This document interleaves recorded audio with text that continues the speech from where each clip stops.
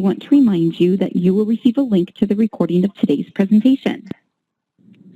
Today's speaker is Eric Salahub. Eric Salahub taught his first online class in 1994 and has been actively involved in online teaching and learning ever since.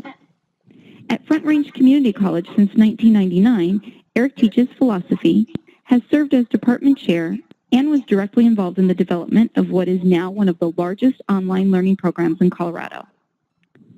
Eric is currently a member of the online leadership team and is working as the online instructional coach.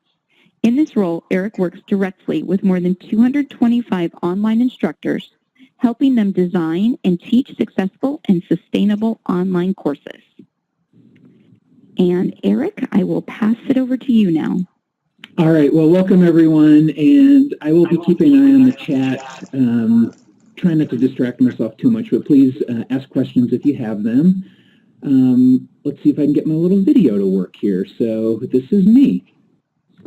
Hello everyone, Eric Salahub here. I am creating this video in my office in Fort Collins, Colorado, about an hour before our webinar. I'm not going to be able to do live video, and so I thought I would create a short video just to let you know I'm a real person sitting here.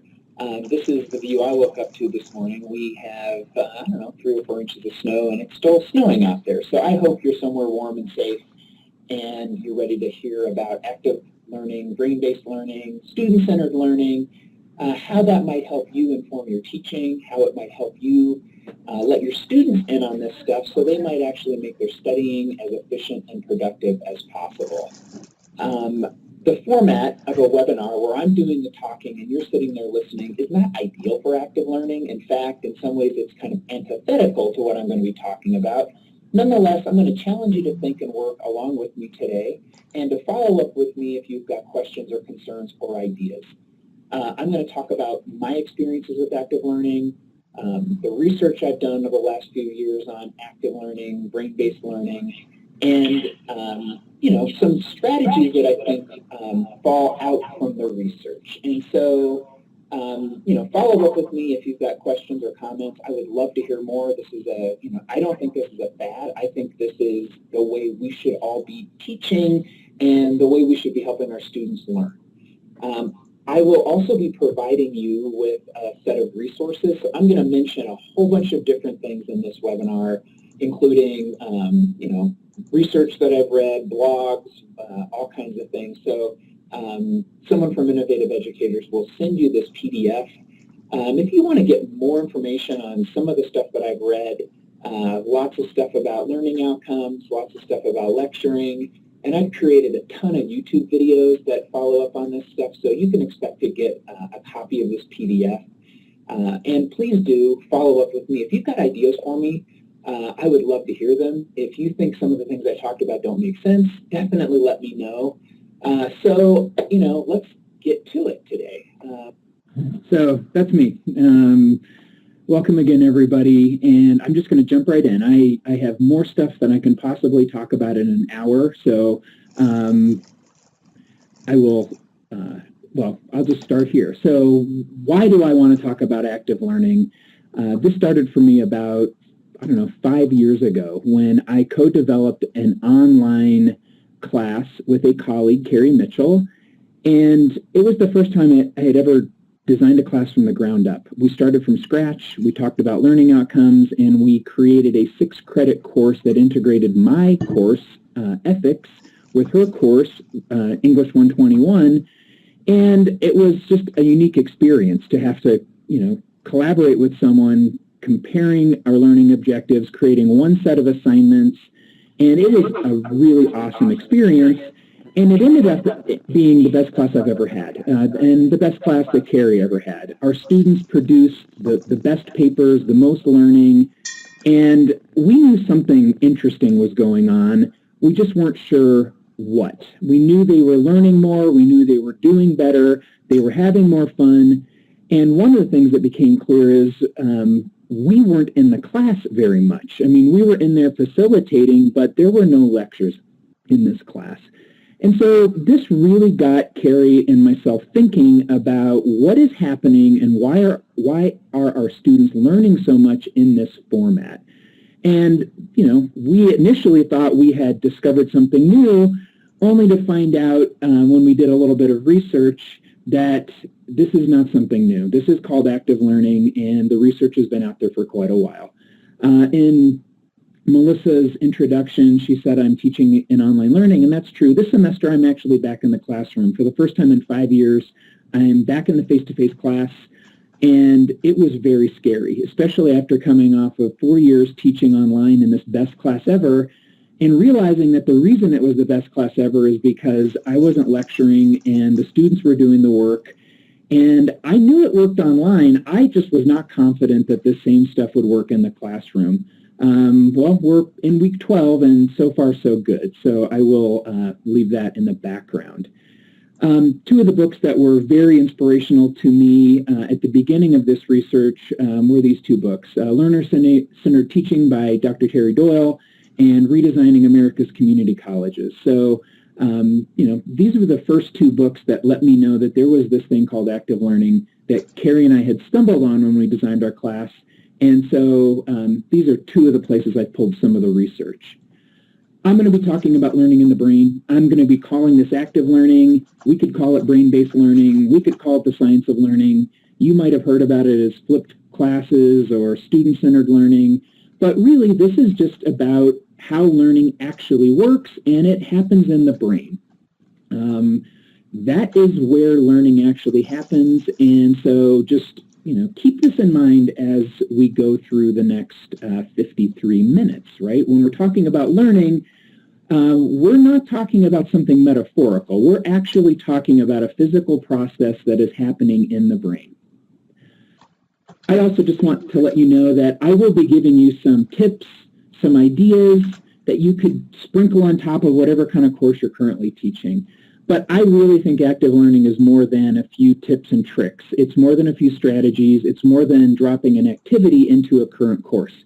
That's fine, but I really think we're in the midst of a paradigm shift from the old/current model, which I'm calling the knowledge transmission model, to this new active learning model. And it is a big deal. It requires teachers to change, it requires students to change, and it requires all of us to refocus our energy away from content and facts and more on outcomes.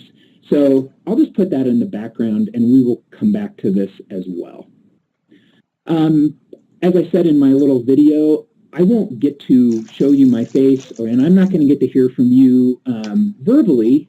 Please do use the chat. But what I'm hoping you'll do is be an active learner even though you're only listening. So think along with me. I'm going to ask you to think and write and guess, and you can certainly type answers into the chat if that helps you, and I definitely suggest you do that.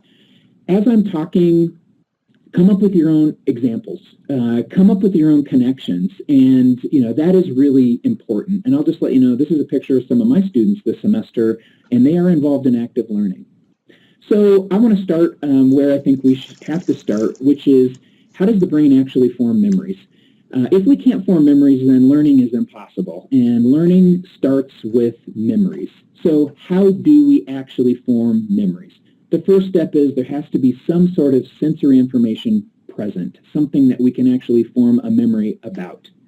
And if there's sensory information present, we have to pay attention. If we don't pay attention, that short circuits creation of memories, and we can't learn. If we can pay attention, then we have the possibility of creating short-term memories. And then, if we could create short-term memories, we have the possibility to rehearse those short-term memories and encode them into long-term memories, and then that's a recursive process that we can practice over and over, strengthen those memories, and that's really what learning is. So let's talk a little bit about this first step, paying attention. So recall your prior knowledge or guess. Which of these is true? And I'll just let you read along. Multitaskers feel energized and productive. Those who think they excel at multitasking are actually very poor at multitasking. Multitasking impedes one's ability to pay attention. And 4, nobody's good at it. And I'm, unfortunately, with 60 minutes, not going to let you think too long. They're all true. Multitaskers definitely feel energized and productive. That's one of the reasons students want to multitask, because it feels good. And those who think that they excel at multitasking in research are actually the worst at it. Nobody's very good at it, but it's interesting to find that the people who think they're the best at it are actually worse than people who actually know that they're not good at it. And number 3 is definitely true. Multitasking definitely impedes our ability to pay attention. And if you're not paying attention, you cannot form a memory. So, if nothing else, we want to make sure that we are paying attention when we're trying to learn something, and that our students are paying attention when they're trying to learn something. If you're multitasking during a cognitive task, it can lower your IQ. It can make it practically impossible or very difficult to actually form a memory in the first place. Yeah, we have some. What's the takeaway here? Most of our students are going to assume that they're good at multitasking, that they need to multitask, and that is simply the way everybody does everything. And I think this is one of the first things we can do in our classes is to shake students up and challenge the idea that what they think they're good at is what they're really good at. And you can actually just link students to articles and have them read some of the research about multitasking. And if they understand that they can be so wrong about something like multitasking, that gives you an opportunity to open the door to talking about all the other things about studying and learning that they might assume they know that they really don't know. So, you know, if you're trying to learn, pay attention and don't multitask. You know, pay attention for 20 minutes at a time, and then, you know, go check your phone, and then come back and pay attention again. Yeah. So let's assume we paid attention, and now we have the possibility to form some short-term or working memories. Your short-term working memory is like a mental sticky note. No. And like a sticky note, there's not much room on it. You can't hold very many items in your working memory, maybe 7 to 9 items, and they only stay there for a few seconds. So unless you're rehearsing them out loud, or, you know, reciting them silently to yourself, or writing them down, those memories are going to evaporate really soon. Why is this important? I mean, one takeaway is we should consider the sort of cognitive load we're expecting students to do. And I'll just give you 2 examples. There's been a lot of research on math. You know, if you can memorize the multiplication tables, then you don't have to hold those multiplication problems in your short-term memory while you're doing math problems. If you have to actually do the multiplication in your head, that is loading up your short-term memory, limiting the amount of other things that you can do with that short-term memory. And the same thing would be true for grammar rules. If a student is really struggling with the basics of grammar, it's going to be very difficult for that student to juggle a complex writing task. The same might be true if you're expecting students to listen and take notes during a lecture and actually think about things. There's only a limited amount of things you can actually do with that working memory. So let's assume we've paid attention, we formed some short-term memories, and now we can actually rehearse and encode and create some long-term memories. So here's another question for you. How many neurons and neural connections exist in an adult human brain? A, B, C, or D? Are we talking 150 million or somewhere upward toward 150 trillion? You can think about that in the background. How about this? If your brain were a hard drive, how many hours of television could it record? 10,000, 100,000, a million, or 3 million? And if we considered that once a short-term memory is actually encoded, and now it's a long-term memory, is it there forever, or does it evaporate at some point? And I will give you the answers. You have upwards of 150 trillion neurons and neural connections. That's a lot. And you have the capacity to record 3 million hours of TV. And if you want to do the math, that's more than 3 lifetimes of TV. You don't have to worry about your brain getting full, like that old Far Side cartoon. And your students don't have to worry about studying and learning too much. There is practically an unlimited capacity to remember things in your brain. And at least according to the current research on memory and forgetting, once you encode a long-term memory, it's in your brain forever. It doesn't evaporate just because you don't use it. What is learning? I mean, learning is really forming memories and having the ability to recall those memories when you need them. And forming long-term memories and encoding them is really a physical thing that's happening in the brain. Neurons connect with other neurons to create neural networks, and the more robust the neural networks, the more robust the learning, and the easier it's going to be to recall those memories when you need them. Memorizing something is one thing. Being able to recall that memory when you need it is what I call learning, right? That actually means you have access to those memories when you need them. The bottom line is, in order to encode memories, you have to have time and repetition. You've got to practice over and over again. I'm going to leave this image in the background, and I'm going to come back and talk about it. But I use my kitchen drawer as my own metaphor for memory. I've got lots of kitchen drawers and kitchen cabinets, and I can shove a lot of tools in there. I'm a cook. People have been giving me kitchen gadgets for the last 25 years, and I never throw anything away. They're all in there somewhere, right? Once I've learned it, it's in there. But that doesn't necessarily mean I can grab the item I need when I need it, right? That would be great. So how do we actually make long-term memories? And how do we encode robust long-term memories into neural networks so we can recall when we need them? So let me challenge you on a few assumptions about teaching and learning. You may have some beliefs about teaching and learning that aren't true. Your students may have some beliefs about teaching and learning that aren't true. And so I'm going to challenge you on a few things, and I'll just let you see how accurate your current beliefs are. So what do you think? Students are often left or right brain dominant, and understanding this is important because it gives us insight into what a student can learn best and how. Right? Left brain people are more interested in, I don't know, language or math, and right brain folks are more creative and maybe artistic or emotional or intuitive. What do you think? I see Eric says false up on the chat. It's false. It's true that we have two halves of our brain and they're interconnected, but at least the research I've seen said there are no such things as right-brained or left-brained people unless you've had brain surgery.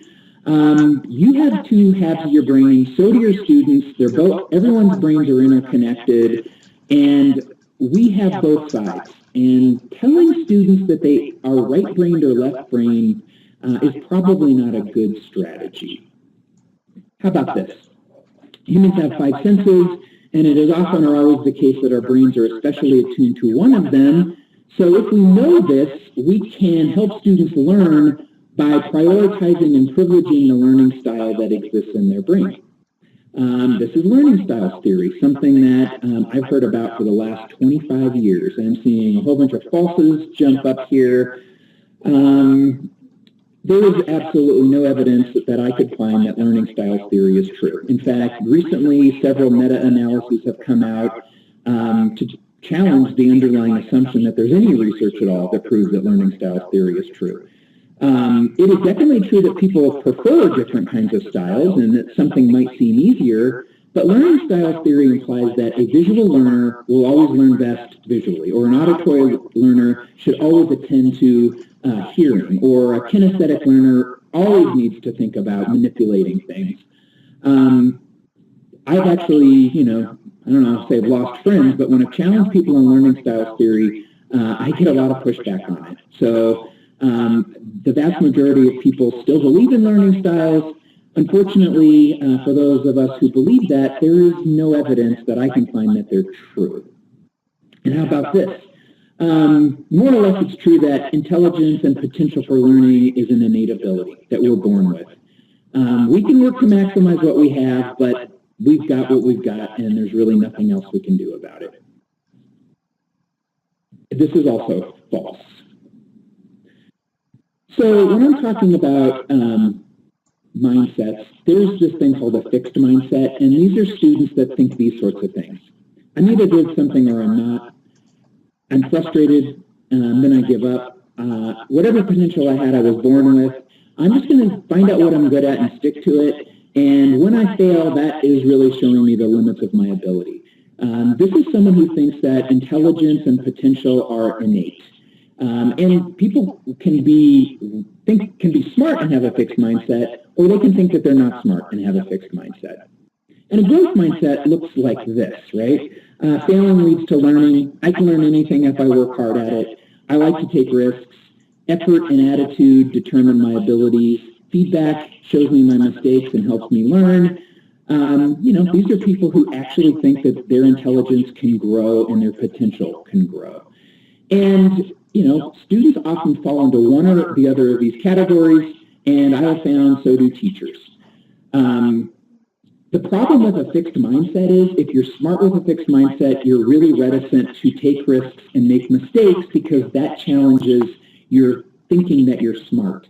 And smart people with a fixed mindset don't think working hard will get them anywhere because I'm already smart. And someone who doesn't think they're smart with a fixed mindset would say, what's the point of working at anything anyway because I can't get any smarter at it. I can't do math, I'm not good at writing, and there's no point in trying.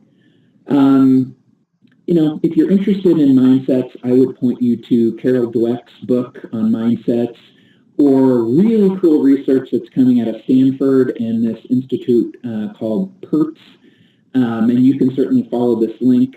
I will just give you this takeaway.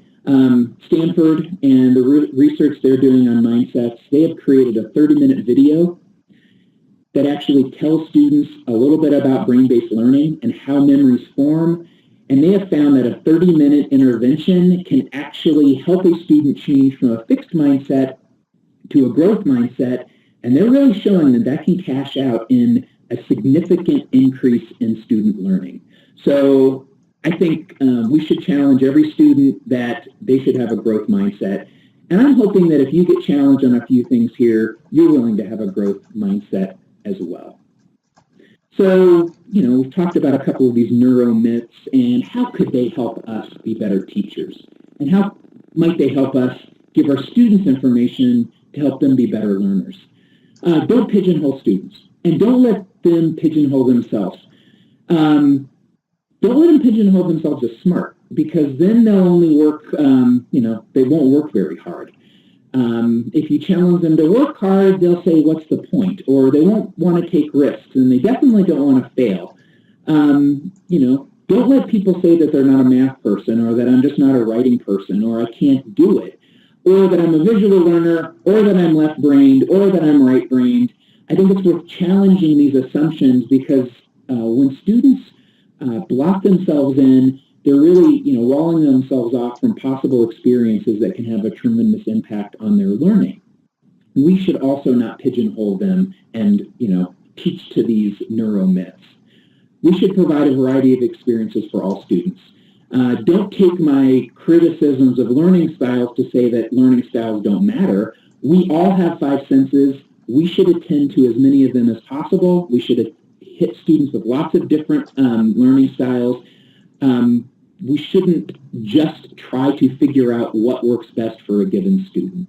And this last bullet, I think, is extremely important, and it's really a fundamental thing that comes out of a whole bunch of different research that I've done. Whatever we find the easiest or that we prefer is very likely not the thing that's actually going to help us learn the most. The opposite is probably true. When you are working the hardest, when it seems the hardest, that's probably when you're doing the most learning.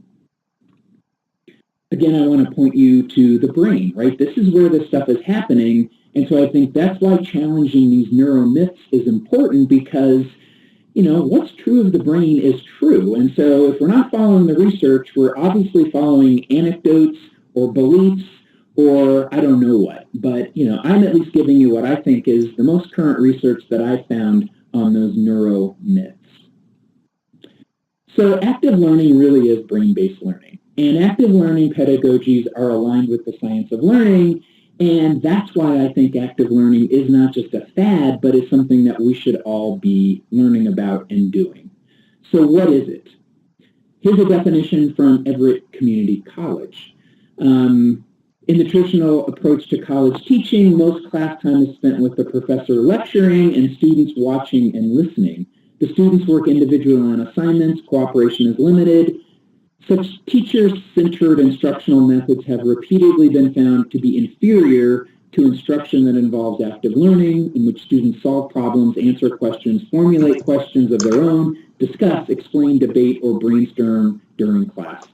I think that's a great definition from Everett Community College, and that gives you a sense of what active learning is. Here's another question for you. Which of these are true? Lectures are a very efficient way to cover content. Lectures help students practice skills like listening and note-taking. Students are comfortable with and expect lectures, and teachers love to lecture. Research shows that lecturing is one of the best ways to help students learn. Which ones of these do you think are true, if any? A couple of threes up there, lots of threes are coming in. I think 1, 2, and 3 are true, at least based on my experience. I hear my colleagues all the time talk about, I have to cover 27 chapters of psychology, and I've got 80 slides to cover today. We talk about covering content. We talk about getting through the material. I can click through slides as fast as my finger can click the button. And students probably do get to practice skills like listening and note-taking during a lecture. Most of my students are pretty comfortable sitting there listening, and I love lecturing. As you can tell, I like to talk. The one that's not true is that research shows that this is really a good way to help students learn. I read this, it looks like a book here, it's really an article, and this is Graham Gibbs' 20 Terrible Reasons for Lecturing. It's on my list of resources. If you Google it, you can find it for free. It was actually written in 1981. And when I read this, I said to myself, how can we have known this for 40 years? And clearly none of my professors read this book because pretty much all I got through college and grad school were lectures. This is an awesome resource that I definitely suggest you take a look at. If you're a lecturer, you'll like it, and if you're not a lecturer, you'll really like it. But if lectures are ineffective, what the heck should we be doing during class? I don't know, when I walk the halls at my school and I look through windows, the reason I called the transmission model of teaching and learning the current model is lots of my colleagues say that they don't lecture, but when I walk the halls, it pretty much looks like everybody's lecturing most of the time. They're up at the front, there's a PowerPoint going, the students are sitting looking one direction. I know you can't tell everything just from looking, but I'll challenge you to walk around and pay attention to what's going on. So if we're not going to lecture, what the heck are students going to do, and what the heck are we going to do as teachers? Here are some of my colleagues. I challenge them to define active learning. We're running an active learning institute here at Front Range Community College where I teach. And, I don't just give, I gave you a definition, but, it's probably better to have students generate their own ideas. And this is something that my colleagues came up with. Instead of being passive recipients of information, active learning engages students in being equal partners in creating meaning and forces them to acquire knowledge through asking questions, problem-solving, collaborative learning, metacognition, reflective self-assessment, and extended applications of knowledge. If we want students to learn, these are the sorts of things we need to be forcing them to do because they may be perfectly comfortable sitting there listening. Unfortunately, they're probably not learning very much. And we have a limited amount of class time. It is critical. What are we doing with those 45 hours during the semester or however many hours we have with our students? What are we doing and why? And if lectures aren't the way to go, what should we be doing? Again, I found this out, I guess the hard way. I'll just say it was a blow to my ego when I realized my online students weren't just learning as much. I've been doing online learning for 20 years. I know online students can learn. But when I actually grappled with the concept that my online students got no lectures. So, when I first taught online, I video and audio recorded all my lectures. And then I realized students weren't watching them either. They weren't hearing me live. They weren't watching them on video. But somehow, with 0 lectures, they were learning more content and doing better on outcomes like critical thinking. If that's true in my online class, how the heck am I going to go back into my face-to-face class and spend a quarter or a half or 3/4 of my time lecturing? Don't my face-to-face students deserve the same opportunities to do active learning as my online students got? You know, I'm really happy that I didn't find a way to lecture online when I first started teaching online, or I may have never figured out that I'm pretty much wasting my time when I'm lecturing. Again, this is pretty much what you're going to see if you walk into my classroom on any given day. My classroom is not designed for active learning. There's tables, they're all facing one direction, but I'm pretty much having them do work every day in class. I don't do nothing, but they're pretty much working every day on some kind of project. You can not take my word for it, please. Active learning seems to be working for me, but what does the research say? I knew my colleagues were not going to trust me, and I didn't want them to trust me. I wanted to know, what does the literature actually say about active learning? And these are two meta-analyses that you can definitely take a look at, both done in the last 10 years or so. One by Joel Michael, Where's the Evidence That Active Learning Works? One by Michael Prince, Does Active Learning Work? A review of the research. And I'll just give you a couple of highlights from those meta-analyses. So this is from Prince. His study found support for all forms of active learning.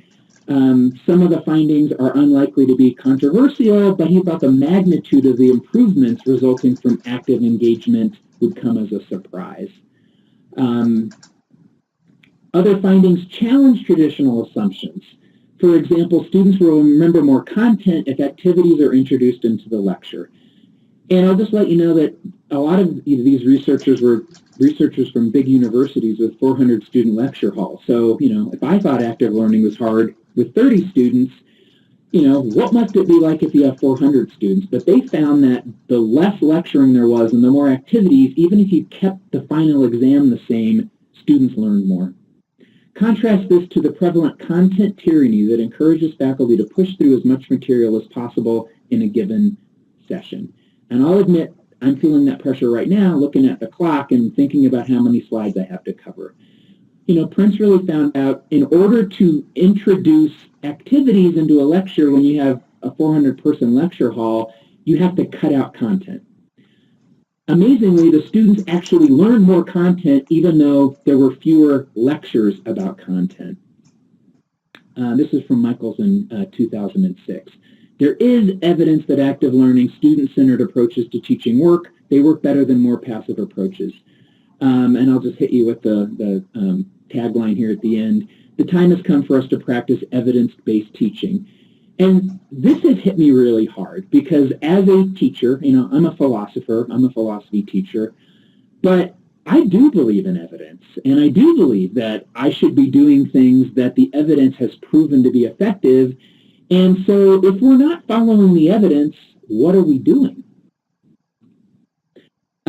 Again, I had a slide of this earlier. If I'm going to point you to one book, and I may have already said this, maybe I pointed you to another book. This is awesome. Dr. Terry Doyle is someone who turned me on to active learning. I've seen him at a couple of conferences. We've actually invited him out here to speak to our college. This is an awesome book. It's written by a teacher. It's talking about the research, but he's actually talking about how to apply it to his classes. He says, each time our students use new information, their brains create stronger and faster connections for the neurons that represent that information. They have to use the information. They have to recall it and practice it and make connections and actually use it. And if they actually want to create stronger and faster connections. They have to use it in a variety of ways. Read, recode, write, summarize, annotate, speak, listen, map, reflect. Because after all, learning, I'm going to say, to me, I only think a student's learned something if next semester or some point down the road, they can actually recall those memories and use them when they need them. And that's probably in a context different from the classroom and not on a midterm exam.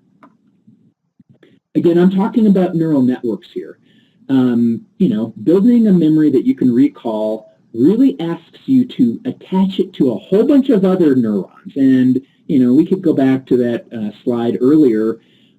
If you have 150 trillion neurons and neural connections, it is definitely possible that one memory could be connected to thousands of other memories or hundreds of thousands of other memories.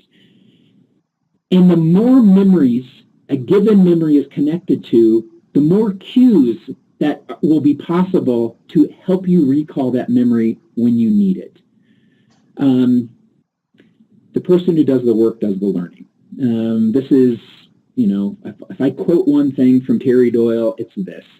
This is active learning. This is why active learning works. This is why lecturing doesn't make sense. This is why lecturing helps you learn, right? I mean, why do I know philosophy inside and out? Because I've lectured on it for 20 years.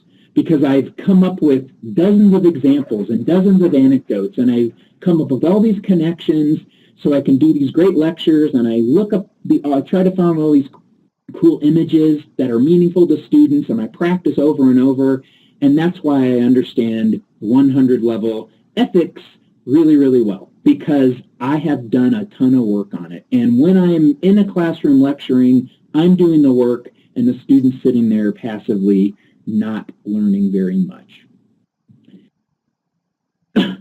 Excuse me. It's all about recalling memories. So I'm going back to my kitchen drawer example. The new theory of forgetting is really the new theory of memory, and it says that once you have a memory in your kitchen drawer, it's in there forever. But if you learn it in a class and it's encoded not in a robust neural network, what's going to happen? Well, you can look at my kitchen drawer and you can probably tell what kinds of recipes I cook, because I have 6 kitchen drawers and 10 kitchen cabinets and a pantry. It doesn't mean I can put my hands on the avocado slicer when I need it, because I got it for Christmas 12 years ago and it's in the back of a drawer somewhere because I've never used it. That memory's in your brain somewhere, but if you can't grab it when you need it, you may as well say you forgot it, right? You didn't really forget it. It's just, the storage strength is there, right? You actually learned it, but you can't recall it when you need it. This is my electric instant read thermometer. It's at the front because pretty much every recipe I make, I can use a thermometer. The more things you can connect a memory up with, the easier it's going to be to recall. And most of the strategies that I want to talk about in terms of actually helping students learn are going to be strategies that are going to help us connect memories to other memories, make memories stronger, so we can actually recall those memories when we need them in a variety of contexts. So how about some more questions? So which of these are true? Tests are a very good way to measure student learning, to assess how much students know, and what skills they possess. And 2 says there's another very powerful reason why tests are a key to learning. They're both true. And I know you know that number 1 is true because that's pretty much how most of us use tests all the time. We quiz students to know how much did they learn, and we test students on midterms and finals to figure out how much do they know, how much have they memorized, what content did they acquire, what skills do they have. And that's true. Those are absolutely great uses of tests. But there's another really important use of tests that's worth talking about. One of them is pre-testing. Why am I asking you questions that you don't know the answers to? And I was actually talking to Melissa from Innovative Educators. I mean, what would have been great for this webinar is I could have given you all these quiz questions ahead of time. I could have made you take the quiz, think about it, challenge yourself on all these questions, and even if you don't know the answer, just guessing on them would have helped you learn the material. Pre-tests are great. Everyone should be doing them. Students can use pre-testing. You can use pre-testing. Pre-tests activate prior knowledge. They prime the brain to pick out main ideas. They stoke intrinsic motivation. They elicit questions. They uncover assumptions and false ideas. Those are all reasons to pre-test. It also gives you information about where students are and what they already know. Pre-tests challenge cognitive biases, especially the fluency fallacy. Students may think they know things, And pre-testing can help them realize they don't know things, or it may highlight what they actually do know that they didn't know that they know. Pre-testing is a proven strategy that works, and pre-testing could work in any class. One of the studies I read, someone kept everything else the same. She just pre-tested students on the final exam questions at the beginning of the semester, and the students who were pre-tested did better, right? I mean, no other changes in the course. Pre-testing actually helps students learn. They weren't the identical questions, right? I mean, they were similar questions at the same time. There's also something called the testing effect. That little picture here, this is me. That's my hand. This is how I learn student names. I think learning student names in a class is critical. If I can't call on a student, they're just an anonymous person in class. I learn students' names by the second day of class, and I have struggled for 20 years. The only way I've ever managed to do it is by taking their pictures the first day, making flashcards, writing their name on the back, and testing myself. This is the testing effect. Why does testing actually help you learn? Because every time you recall a memory, the memory strengthens. And it's not a metaphor, right? I mean, I'm talking that the actual physical neuron strengthens. It grows to be more robust, it's stronger, it's bigger, and that is actually how you encode and strengthen a memory. You can actually use the testing effect. That's one of the reasons pre-testing works. It's one of the reasons quizzing to mastery works. It's a great study strategy for students to pre-test, to come up with note cards. So the testing effect is a prime example of how we can simply make memory stronger with these really simple strategies.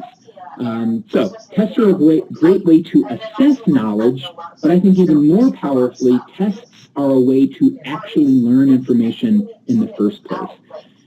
The challenge is that students won't know this, right? They hear quiz and test and automatically they get afraid because they think, here's where I actually have to prove what I've learned. So helping them realize that testing themselves, pre-testing or quizzing is the way that you learn is the biggest challenge. Once you do that, they'll like it. I definitely use quizzing to mastery. So a couple of ideas to actually go into your class. Remind students to try to recall instead of looking at their notes. So when I'm in class and I ask a question, I see some of my students, the diligent ones who have taken notes, they automatically go to their notes and they start looking for the answer. And I tell them, stop. When I'm asking you something, I don't want you to look at the answer. If you've got it written down, then that doesn't help you learn anything by looking at it. Try to recall that memory. It's going to be hard, but if you can actually dredge that memory up out of your kitchen drawer, that memory will be strengthened. If you can't dredge it up, then look at it, right? And then that memory will be strengthened. But try to recall first. Adding quizzing to mastery. So again, this is a slide from my online class, but I use quizzing to mastery in my face-to-face classes too. I require students to take the quiz as many times as they need to in order to get 100%. And you can see not every student gets 100%, but this is typical in my class. Some students can do it in 2 tries, some students need 7 tries. If they take 7 tries, that means they've had to recall that information 7 times. Even if they got it right the first time, recalling it the second time still strengthens the memory. And if they're going to study, rereading their notes, not a good idea. Rereading them out of the book, not a good idea. Recopying their notes, not a good idea. Studying the flashcards, great idea. Studying in study groups where people quiz each other, that really works. Recopying your notes without looking at them, that really works, right? Because that's forcing you to recall and really test yourself. So the more places you can put the testing effect into effect in your classes, the better. I wanted to tell you the advantages. Here's another one for you. Write this down. Compare to strategy. Strategy 1. One 60-minute session, one 60-minute study session versus strategy 2 would be 3 20-minute sessions spaced 2 days apart. So if your student has an hour to study, which of these 2 options would you advise? Spatial reasoning. And which of these is true? Option 1 can lead to a 50% increase in learning. Option 2 can lead to a 50% increase. They both are similar, or it just depends on which student we're talking about. It is option 2. And this may be less of a stretch. You may have guessed this one, or you may have known it. Spacing out your studying is substantially more effective. It's harder, though. You know, what's great about studying for an hour is after 20 minutes it starts getting easier. You know, I'm looking at math problems, or I'm studying philosophy, or I'm doing anatomy and physiology and memorizing muscles and tendons. You know, the first 20 minutes is really hard because recalling them is really, really difficult. But after I've gone through them a few times, after 20 minutes, the recall gets easier. The problem is, once it gets easier, you're not learning as much. You fool yourself into thinking you've actually learned something, and that's called the fluency fallacy. Why does spaced studying actually work better? Because it's harder. If you study for 20 minutes, just when you get to the point where it's getting easy, you stop. Now I'm going to move on and do something else. So 2 days later, I come back and I do another 20 minutes of anatomy studying. And what happens? Those memories have sunk down into my kitchen drawer a little bit, right? They're farther to the back. And now I'm trying to remember what the patella tendon is or something. And I really have to struggle. I remember 2 days ago, man, I knew this. And now I think I've forgotten it. I'm working really hard. Oh, yeah, I got it, right? And it's hard to pull that memory up. The harder it is to recall that memory, the stronger that memory gets when you actually do recall it. Yeah, I'm looking at the chat. Just like practicing an instrument, yeah, you got to play harder songs. And if you play the same song, I imagine, over and over and over, by the 4th or 5th time, it gets easier. Take 2 days off and come back and try it. Why do students study in blocks? Because it feels easier. The problem is after 20 minutes or whatever, the studying is not nearly as productive anymore. So, spaced studying really does work, and we can help students practice this in their studying. We can also feed this into the way we teach our classes. You know, we know our students should be studying 2 to 3 hours outside of class for every hour in class. I don't know, maybe your students are doing that. My students aren't. My students are super busy. I mean, most of them simply don't have that many hours in the day. I know they don't have enough time to study, so I need to make sure that the limited studying they actually do is as efficient as possible. If they're studying in blocks, they're wasting some of their time. You can intentionally design out-of-class work to help them space out their studying. This last bullet, I'm seeing this in action right now because I'm teaching the same class in 2 formats. One meets Monday, Wednesday, Friday for 50 minutes. The other meets Monday, Wednesday for 75 minutes. And previously to active learning, I would have told you with 100% certainty that philosophy works better 2 days a week for a longer period of time than 3 days a week. My 3-day-a-week class is far outshining my 2-day-a-week class. And I think part of it has to do with simply the fact that they get 45 sessions, and by the nature of the design, their studying is more spaced out. So, I don't know. I mean, I'm going to continue this research next semester, and maybe if I do this webinar again or email me, I'll let you know if the same thing happens. But if you're teaching multiple models, I wonder what you're experiencing. Here's another one. Interleaving is a teaching study strategy that is proven to be very effective at promoting learning. What do you think interleaving is? So those are all the advantages of having dyslexia. And I will say also that people with dyslexia are more likely to go into fields. So I'm going to point to this book by Benedict Carey.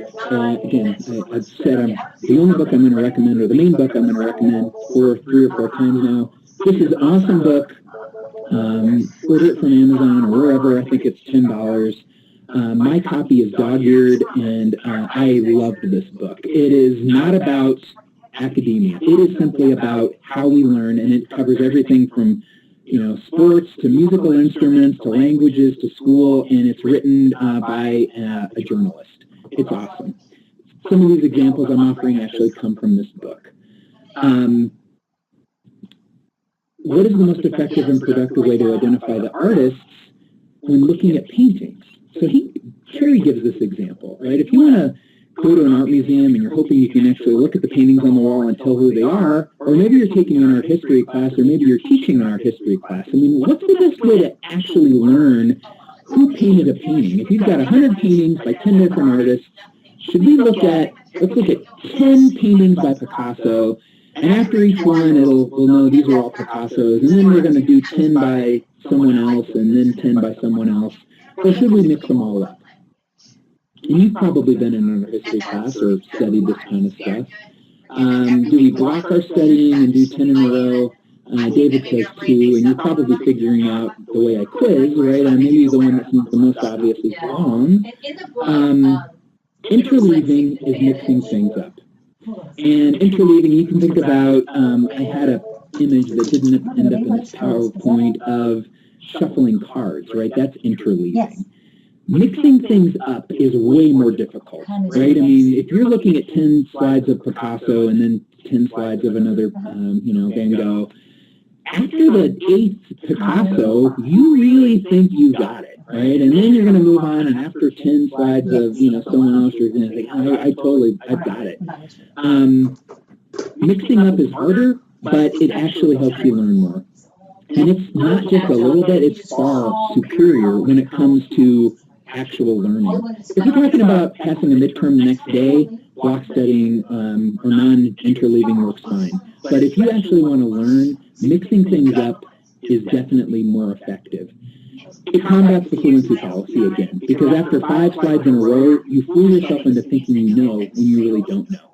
And so mixing things up makes it harder. It makes the recall harder, and we already know that is going to strengthen the memory more.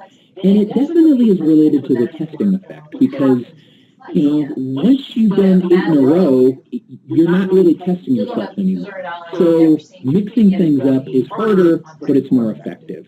So what can we do to inform our teaching and to help students? We can actually create out-of-class and in-class activities that interleave different aspects of the course content and skills. Right? We can actually design our course to interleave the stuff. So instead of doing 2 weeks on, John Stuart Mill's utilitarianism, and then 2 weeks on Immanuel Kant's ontology, and then 3 weeks on virtue ethics, which is a typical way to teach an ethics class, it would be much more effective in terms of learning to mix up those things. It's going to be harder, but students would learn more. You can also do that with homework, right, by doing things like cumulative quizzes. Force students to actually remember stuff from week to week. You can do projects and essays that actually allow students or force them to build up information over time. And definitely tell students to interleave their studying. If they have, a whole bunch of different things to study for, don't study in 1 hour blocks, right? Study in 20-minute blocks. Do, practice guitar for 20 minutes, and then go do algebra problems for 20 minutes, and then study your anatomy for 20 minutes, and then go back and try to do that song again. And if you've got 3 hours, this is interleaving, and it's a way to also space out your studying. Again, it's going to be harder, but harder actually is going to equate to more learning. All right, how about this one? Suppose you have 9 minutes to memorize lines from a play. Which of these methods would be the most effective at actually learning and remembering the most lines? So 9 minutes reading and studying. I'm just chuckling at people guessing the answer right away in the chat. Or 6 minutes reading and studying and then trying to recall from memory for 3 minutes. Or half and half. Or should you really only study and look at the poem for 3 minutes and spend 6 minutes trying to recite? I can tell you definitely what I would have picked is if you were to ask me to memorize a poem, I would read it over and over and over for 9 minutes, and then I would try to recite it. And the answer, Eric is right, that at least based on the research I've read, the more you're actually trying to recite, the more you're actually going to remember. Again, this seems counterintuitive because you're trying to recall memories that aren't formed yet, but it's the act of recalling them that actually helps you learn. And again, once you've read it once or twice, when you read it over the third time, that fluency fallacy kicks in, right? You start thinking that you've learned it, but you're not really gaining much traction after a few reads, right? What you want to do is probably read it once, turn the paper over and try to recite until you can't do anymore. Then go look at it again, right? And oh yeah, and then turn the paper over and try to recall. Recalling without looking is much harder. Just reading and rereading definitely feels like you're learning more, but the research says that that's not true. So when you ask students in class, tell students not to use their books or notes, right? Make them struggle to recall. And, when you're telling students how to study, time spent rereading texts and rereading their notes, there's just not a lot of research. In fact, I couldn't find any that says that rereading is effective. Reading is really important, and taking notes is important. But, what they should really be doing is trying to paraphrase their notes, rewrite their notes from memory, doing flashcards, or those kinds of things. Highlighting and highlighting again and again is simply time that students are wasting when they could be doing something that is more effective.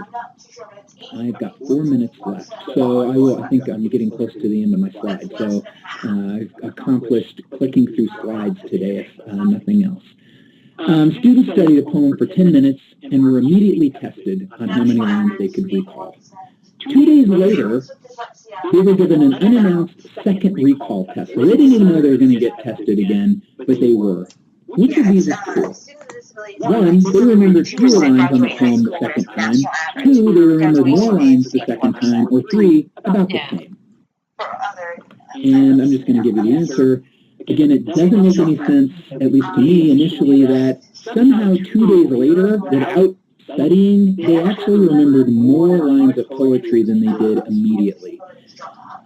And I don't know all the answers here, but I will give you some food for thought. One of the reasons is the testing effect.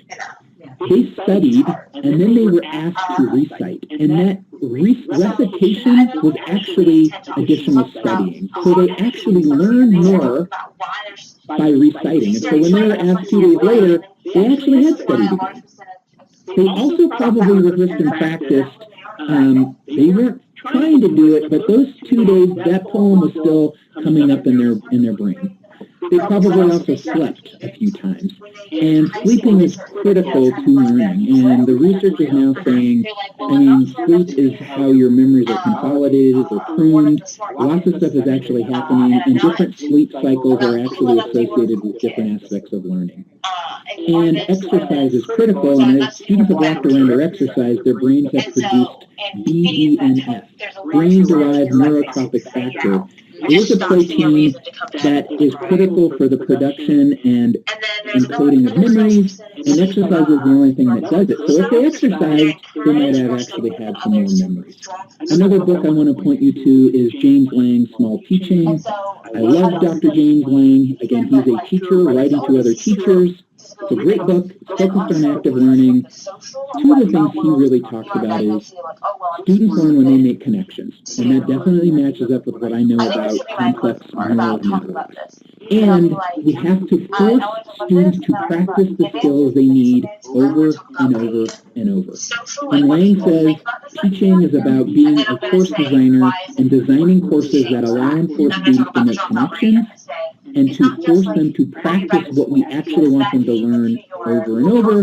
So if you want another place to look, check out Small Teaching by Dr. James Lang. Again, for me, this is not a set of tips and tricks. It is a complete shift in everything we're doing. Teachers have to become learner facilitators. And that probably means most of your effort will go into designing pre-work and in-class work and figuring out how to be a dynamic lecturer and do formative assessment. Students actually have to become learners, right? They actually have to do their homework. I require my students this semester, they have to do their homework, they have to turn it in before class into my learning management system. They're actually doing it. And if I can see their work before class, I can actually then be a dynamic lecturer. It's not about facts. They need the facts, but it's about the learning outcomes and what they can do with them. I've got one more slide. It looks like I'm at 12 o'clock here. So at Front Range, one of the things we're doing is actually trying to put this into practice. I'm actually co-leading an Active Learning Institute. It's a semester-long institute that has 9 meetings. It's a 30-hour institute with homework.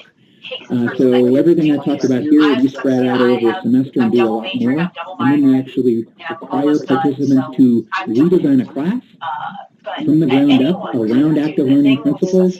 And then they teach that class, and along with their cohort of active learning participants, we sit with each other and talk about how it's going. This is an expensive project because we actually pay people to do the institute. We pay people to redesign their classes. But if you want to talk to me next semester, I'll let you know how it's going. Our first cohort is actually teaching their redesigned classes right now. So I talked really fast. I apologize for not probably catching some of the questions and comments. I am happy to hang around if you want to ask any questions, but email me if you've got questions or concerns. There's a ton more research out there. I hope I provided some provocative ideas. Some of you were good guessers or you knew some of this stuff. I'm hoping I offered at least a few new ideas for you. Thank you very much for coming, and thanks to Innovative Educators for giving me the opportunity to present to you today.